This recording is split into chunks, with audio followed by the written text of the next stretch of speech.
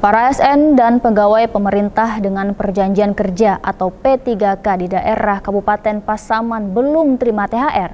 Hal ini lantaran hingga saat ini Pemda Pasaman masih menunggu pencairan anggaran untuk THR yang berjumlah 27 miliar rupiah lebih tersebut dari pemerintah pusat.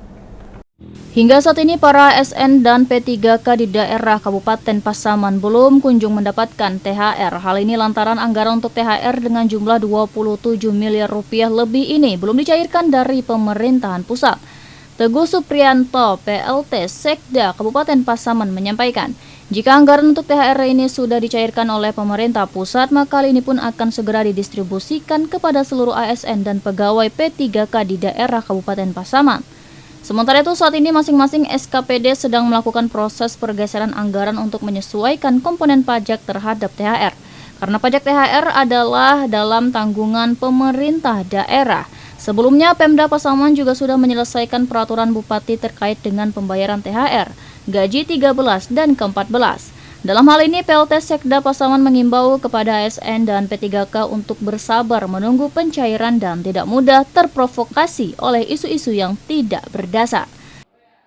Untuk THR yang 27 miliar lebih itu, kita menunggu pencairan dana dari pemerintah pusat. Kalau seandainya di bulan Maret ini cair dari pemerintah pusat, maka di bulan Maret ini kita cairkan juga THR. Nah, sambil menunggu pencairan tersebut, karena memang THR ini pajaknya khusus dibanding dengan pajak non-THR, maka kepada seluruh SKPD hari ini sedang proses pergeseran anggaran di SKPD-nya masing-masing untuk menyesuaikan komponen pajak terhadap THR ini, karena memang pajaknya menjadi tanggungan pemerintah daerah. Tentu kepada seluruh pegawai negeri sipil dan P3K penerima THR, juga pegawai di BLUD.